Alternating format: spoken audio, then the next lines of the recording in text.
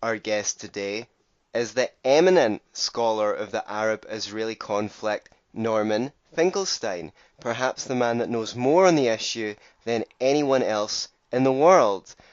I know you'll find this as engaging and informative as we did, and you'll also have a laugh. Episode 97 of the Scottish Liberty Podcast with me, Anthony Samroff, and him, Tam Laird, and Norman Finkelstein. Well, I'm really pleased to speak to you. I think I've become aware of your work about 10 years ago, so this is a real privilege for me, and I definitely found you to often demystify things that I found quite mystifying. So thank you for that. And my idea is to just go through the claims that we often hear, and you can just go through them and tell us true, false, partially true, or whatever. Does that sound good to you? That sounds fine to me. Okay, good stuff. I'll start. It's Tom here. Norman, thank you again for coming on this podcast. Could you define for us what you mean when you will be talking about Palestine and Palestinians? What's your definition of that? Some people would say, what's the difference? Jordanians, Palestinians, why are they different people? Well, there are many ways you can approach that question. You can approach it historically, you can approach it sociologically, you can approach it anthropologically. I think for our purposes, and given the tenor of the times in which we live, the proper way to approach it is to refer to international law. Okay. Under international law, the Palestinians exist as a people. Given that they exist as a people, they have under international law the right to self-determination. And then there are people, the Palestinian people, they have, like any other people, the right to self-determination. And then the question is where? Right. And the international community has defined the Palestinian people's what they call unit of self-determination as being the West Bank, including East Jerusalem and Gaza. Okay. Now, I'm not going to get into a quarrel here with those who want to argue that that is unfair, illegitimate, and so forth. That is the international law definition, and I don't think it's possible politically to reach beyond what international law has decided. Okay. Great, thank you. So if we start at the beginning, the narrative is that Israel was founded as a state, and as soon as it was born, it was the victim of an unprovoked attack by 5 Arab states.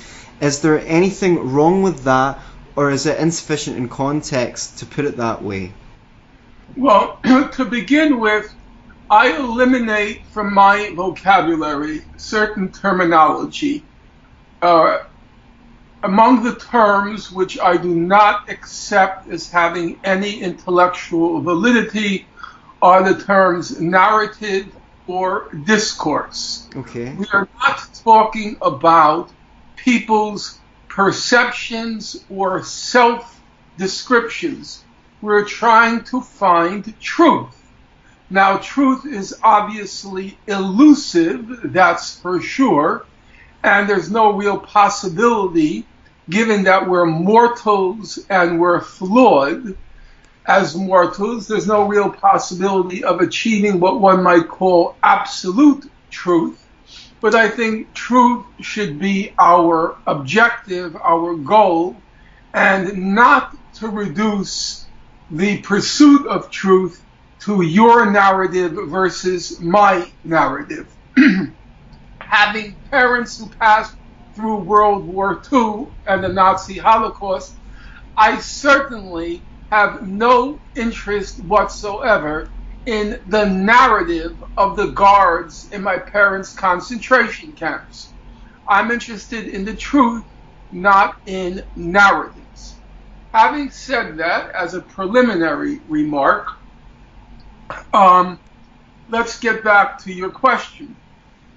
Obviously, in any interpretation of any historical event, there is the issue of where do you begin?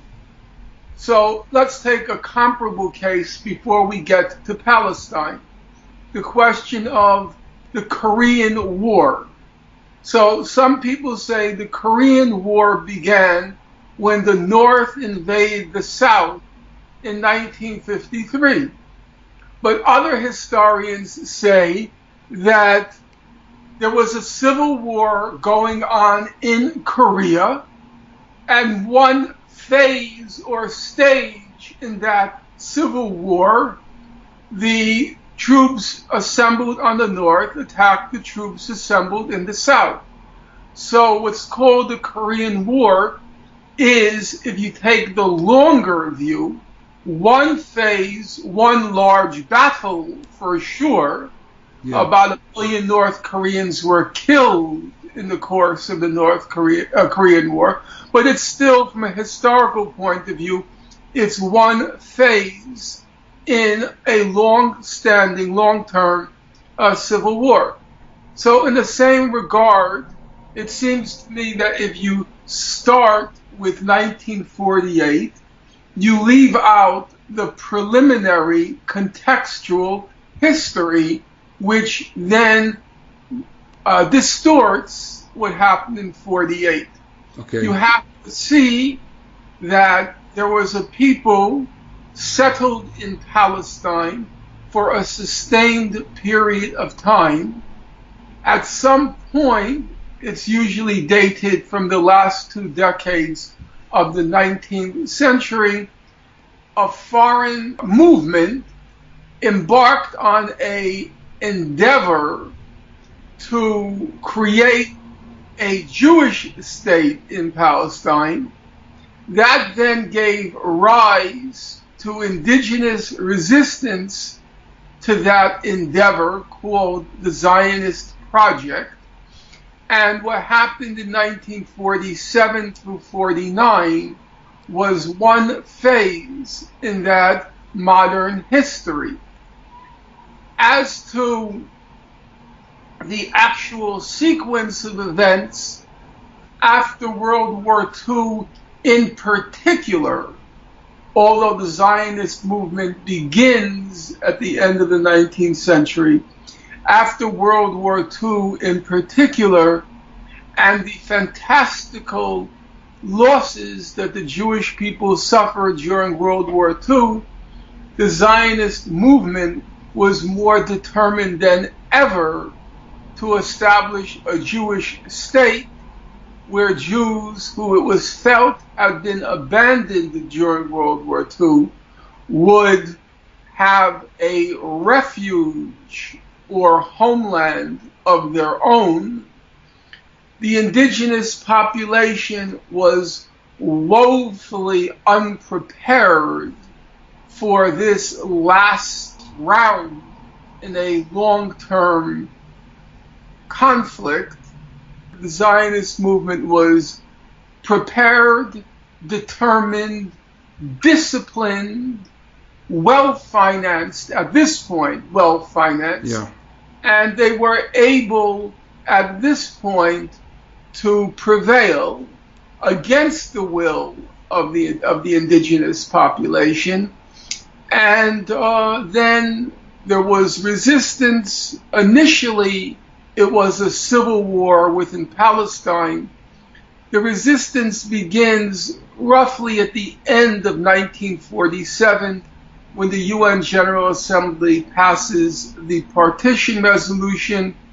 In this civil war phase, the indigenous population was pretty effectively and quickly defeated, but then that phase was expanded in 1948 when several Arab armies from neighboring countries entered the picture, except for a few weeks, maybe 2 or 3 weeks, there was never serious doubt that the Zionist forces, now the state of Israel, would prevail in this conflict. There were a few weeks where you might describe it as touch and go, but aside from those initial few weeks, the Zionist forces, now the state of Israel, Israeli forces easily were able to prevail, and the intent of the neighboring Arab countries with their piddling armies was overall not to destroy the state of Israel, but it was a land grab by these neighboring Arab countries to get for themselves some of the territory that was allocated for the Jewish state. Okay. So Jordan, when it invaded Palestine, and Jordan's army was the only serious army among the Arab states, and even that was unserious, but it was the only serious army. Its intent was not to nip in the bud the Jewish state, but rather its intent was to take parts of the West Bank, which were allocated for the Arab state in the partition resolution, to take it for themselves. And the other crucial outcome of the war was that in the area that was allocated for the state of Israel, and then the expanded borders, which Israel won in the course of the war, about 90% of the Arab indigenous population was expelled, and they became the Palestinian refugees. Okay. You say expelled, and I'm sure that there's truth in that. What do you say to the suggestion that a large amount, something like up to 68%, left on the instruction of the Arab League in order to get out the way? We're coming in, get out before you get hurt. There's no evidence for the claim that the Arab League gave any orders for the indigenous population of Palestine to flee. There are local cases where, in accordance actually with international law, where there were local battles, the Arab commanders instructed civilians to leave the scene of battle. Right. That's what the law is. You're not supposed to endanger civilians in the course of a battle. And in addition, there were large-scale reports of rapes committed by Israeli soldiers, and it was another incentive for the local commanders to exhort civilians, in particular women, to not go into flight, but to remove themselves from the battlefield in the course of armed hostilities. And even there, it's pretty minimal. It's pretty minimal. We're talking about a handful of documented cases. There's no point in going through this town by town, village by village, neighborhood by neighborhood. The overall picture is clear. The Zionist movement was fully aware that you couldn't create a Jewish state in an area which was overwhelmingly Arab. The only way you can create what was called a stable Jewish majority is to eliminate the indigenous population. They exploited the opportunity of the chaos that normally ensues in a war. They exploited the quote-unquote fog of war to carry out the expulsion, which, as Benny Morris put it, the Israeli historian Benny Morris put it, was, he said, the idea of transfer, which is what the Zionists call expulsion, was inbuilt and inherent in Zionism. And that's true. Okay. we always hear the claim from defenders of Israel on YouTube debates where the battle seems to generally be fought that the majority of Palestinians left because they were exhorted to. Is that just something that Zionists made up to put, I know you hate the word, Norman, but to push a narrative that would be... Can we just call it to push a lie? Okay, so you're saying that it's a lie. Okay, that's what I wanted to clarify, because we hear that all the time, the same thing said over and over again, and I just want to get the truth of these matters. There's no evidence for that. Okay, I mean, the only evidence, it could be, again, you say a Zionist lie, and it's perfectly possible. The only one I'm aware of is the quote that gets bandied around by Azam Pasha, where he says, "Brothers, Arabs of Palestine, leave your land." And it's been shown to be a forgery. Okay, so they just make these things up. Right. Listen, imagine the context of the Nazi Holocaust. You were to use the language, well, the Nazi narrative is that there was a Judeo-Bolshevik conspiracy that was out to strangle and destroy Germany, and therefore the Germans had to exterminate and blah, blah, blah, blah. Whereas the other narrative is, would you accept that? I wouldn't accept that. No, I wouldn't personally. I fear that there is the rise of certain revisionist, especially with the alt-right and things like that. Some of them seem to have sympathies for that particular point of view. Yeah, which is quite scary. Not listen, everybody has a right to a point of view. There's a flat Earth society that has a point of view. Yeah. The question is, do you dignify it with the title of a narrative, or you just say, where's the evidence? If you can't present the evidence, then what you're saying is nuts. Okay, thank you. By the way, on the Arab refugee question, the person who originally disproved all the lies about the Arab armies was an Irish person. Do you know that? I didn't know that, no. It was Erskine Childers, Childers. Okay.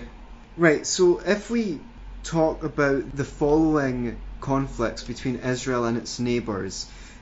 Now that you've de-vocabularised me of the term narrative, I don't really know how to... Just say claim. Okay, claim. You're happy with the claim. That's much better. So, just as briefly as we can, through each of the Arab-Israeli conflicts and what Israel claims happened, as opposed to what, through your research, you've discovered. The quick rundown, I think there's 5 of them, or 4. I don't think this is useful, because we're going to have to give answers which will take up too much time. Sure. Right, let's just summarize it as follows.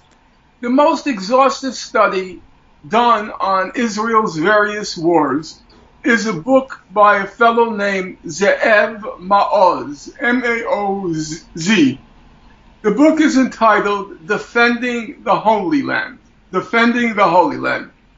It's a very exhaustive study, and it's based on all the available scholarly literature in many languages. The conclusion he reached is, hold on for one moment. I'm getting too old, and I've written too many books. Okay. Can't remember where I wrote anything anymore. Hold it. Well, if you're getting too old, Norman, it's definitely better that you've written too many books than too few. I don't know about that. I could have had a good life. I could have been like Jared Kushner. Roamed the world as a diplomat and not even being able to tie my shoe. Right. And, you wouldn't have taken so much flack and criticism, that's for sure. Yeah, but you know what? Jared Kushner is too stupid to even know how stupid he is. No, really, it's true. There are stupid people who are painfully aware of their stupidity and therefore, for example, recruit others to compensate for the fact that they're congenital morons. In the case of Jared Kushner, he doesn't even possess sufficient self-awareness to be aware that he's a complete imbecile. Look, that's... What was it in particular that burnt your toast about this guy? But was there any one thing, or just his mere existence? And by the way, don't hold back, Norman. Tell us what you really think. This guy is like a complete parasite. He has never fucking done a single fucking thing in his fucking loser life. Everything he did was because of his father's money. Do you know how he got into Harvard? Go look it up. The year he applied to Harvard, his father gave Harvard $2.3 million. That's a chunk of change. Yeah, that's how he got into Harvard. He walks around in these Ralph Lauren suits like he's fucking, I don't know, a member of the Bee Gees. Hasn't done anything. You know, not only couldn't he find Israel on the map, not only couldn't he find Saudi on the map, not only couldn't he find the West Bank or Gaza on the map. Well, if he's looking at an Arab map, he won't find Israel on there, probably. That was Islamophobic, but we'll move on. Not only couldn't he find the Middle East on a map, I dare say he couldn't find the planet Earth on a map. Do you think he could possibly find his ass with both hands?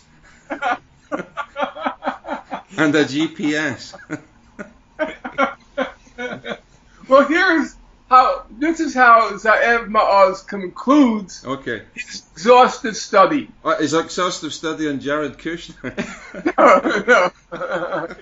Look, an exhaustive study of Jared Kushner can fit on a Bazooka bubblegum comic. But you don't know what Bazooka bubblegum is. Yeah, I remember those. Bazooka Joe. Yeah. Okay. Yeah. He concludes, Israel's war experience is a story of folly, recklessness, and self-made traps. None of the wars, because you were going to go through 5 with me. Okay. So this is an easy, condensed reply to all the questions you assembled as you stayed up into the wee hours of the morning preparing to interrogate me. Right. None of the wars, with a possible exception of the 1948 War of Independence, was what Israel refers to as a war of necessity. They were all wars of choice or folly. They were all wars of choice or folly. Okay, so in his conclusion, there was no real evidence that Egypt was going to attack. Israel has never fought a war of self-defense with the possible exception of 1948. End of story. Okay, why do you say possible? Well, because war in 1948 was more ambiguous. I mean, we have to be honest about the facts, and I'm not afraid of the facts. Okay. In 1948, in the course of that war, Israel did lose 1% of its population. There were 6,000 losses. It was very costly. There were 600,000 Jews in Palestine. It was costly. Now, it is true that it was pretty clear, except, as I said, for those 2 or 3 weeks, that Israel was going to win, but it wasn't a walkover. 67 was a walkover. 73, no, it was not a walkover. It was probably, there were at least 2,000 Israeli combatant losses, and it may have been even as high as 3,000, though the usual figure is 2,000. On the other hand, 73 wasn't a war of self-defense. I mean, you have to remember there wasn't a single country in the world, not one, not even the United States, which condemned the Egyptian attack in 1973, which was designed to reclaim the territory that Israel occupied but refused to withdraw from, namely the Egyptian Sinai. Right. So the war of self-defense in 73 was fought by Egypt. It was defending its territorial sovereignty from an invader which refused to budge. But it is true that in 73, even though it was an Egyptian war of self-defense, it is true Israeli casualties were significant. It was the last so-called war where Israel suffered significant casualties. In 1967, it was about 800, though it was clearly an illegal war of aggression. 1973, they suffered between 2,000 and 3,000 casualties. But after that, the wars were just high-tech mass murders by Israel, in which they suffered next to no casualties. Okay. Okay, so let's talk then about the borders. One of the reasons why I'm speaking to you here is to fill in blanks in my knowledge and understanding. So, first of all, why do we talk about Israel returning to its 1967 borders rather than its 1948 borders? Well, these are all, if we were in a seminar in international law, or if we were in a seminar on moral philosophy, these would all be legitimate questions in which there are arguments to be made on all sides. Yes, okay.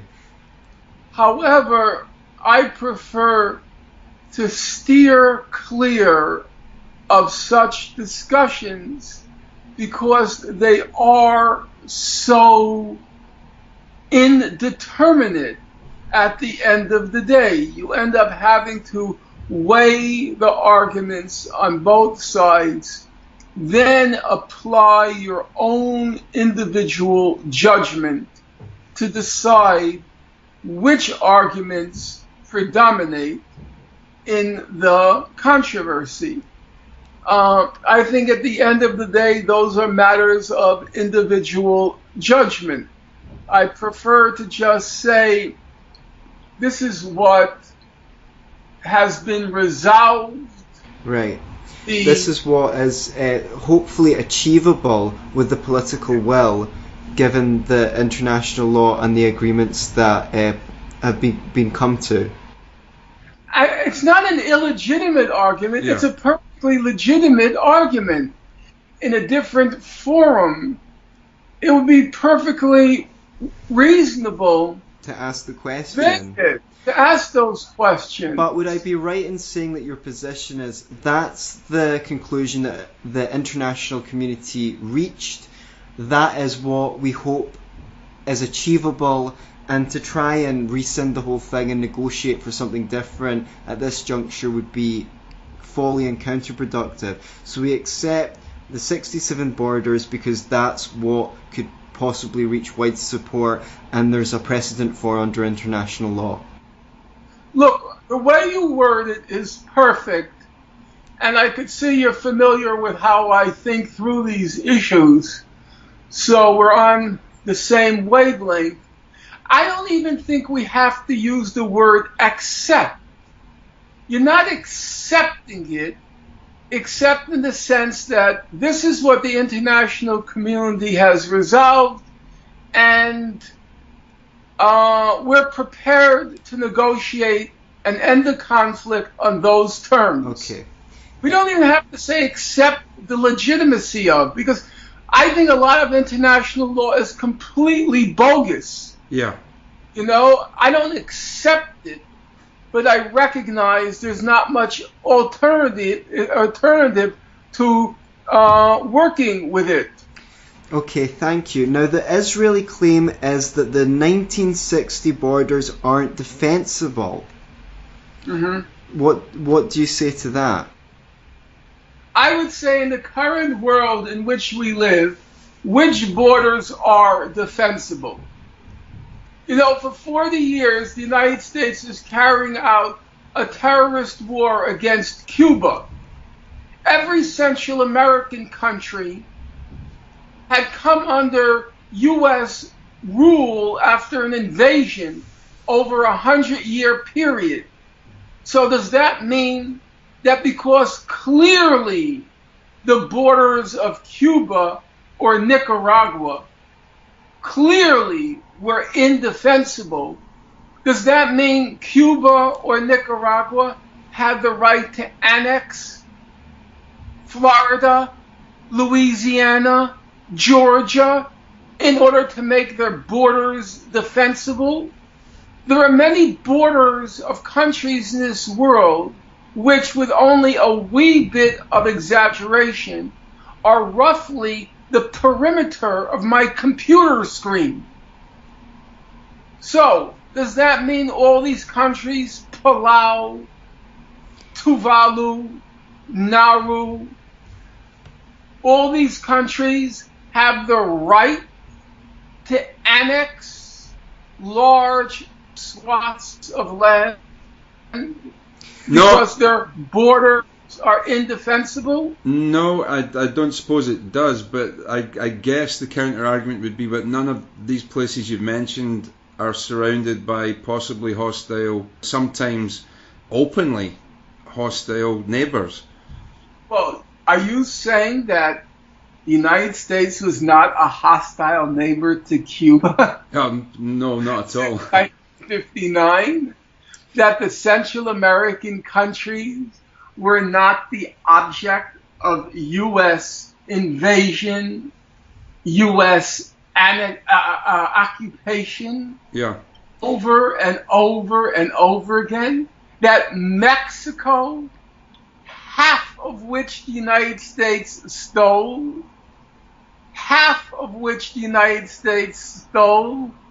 is not in a position to assert its right to defensible borders on the basis of U.S. hostility, leaving aside the not trivial fact that most of the countries in the Arab world are now aligned openly with Israel, that all the Gulf states, aside from Qatar, are openly aligned with Israel, that Saudi, the most powerful financial state in the region, is openly aligned with Israel, that Jordan is openly aligned with Israel, that Egypt is openly aligned with Israel. So it seems to me that Israel, if that's its justification, that justification, at least in terms of current political alignments, is totally absurd. Right. Thank you for that. Tell us about the Palestinian peace offensives, because the narrative the claim is made that Israel is defending itself and has the right to defense, and that their incursions into Gaza and the West Bank are for the purposes of defense or in response, rather, I should say, in response to the breach of ceasefires by Palestinians and the wider Arab population. What is this idea of Palestinian peace offensives? Well, first of all, I'm going to call you Dylan and Pavarotti. Okay. I think the world of you. You seem like an honest, idealistic young man. Okay. Mm-hmm. Who's this we're talking about? Me, naturally. Come on now. I know, look, I'm putting on a few pounds, Norman, but Pavarotti, for Christ's sake. I mean, Couldn't you think of a slimmer singer? How about that? Mahalia Jackson. No, okay. So, but you're using too much Israeli propaganda language. These are not incursions; they're murderous invasions. Okay, right. I'm just telling you what you. I'm setting them up. You knock them down, Norman. I'm gonna pitch, and you can hit it out of the park. Okay? I think we have a future together. You and I. Especially when I get to hit the home run. Okay. Okay. Although we may have somebody on at a later date who may try to refute some of this, so they may catch you out. So I mean, we'll see how it goes. You know what? It won't be Dershowitz anyway. You know what Joe Louis, the boxer, famously said? Okay. In the ring, he said, "You can run, but you can't hide." Right. To which I reply, "No one catches Norman Finkelstein out." You must have heard every claim going over and over again, so you know exactly what you're going to hear, and you know exactly how to hit it out the park. I just have to call up the right program for the question. Okay. Right. For my brain. It's like the peace offensive. That expression was first used in the context of the June 1982 Israeli war on Lebanon. Yeah. And we have to go through from 1982 to the present, which, as you can calculate, is something on the order of 35 years. Sure. But your essential claim is that it isn't when the Palestinians are being violent that Israel commits violence upon them. It's when the Palestinians are being peaceful that Israel then provokes them. There are two aspects to that.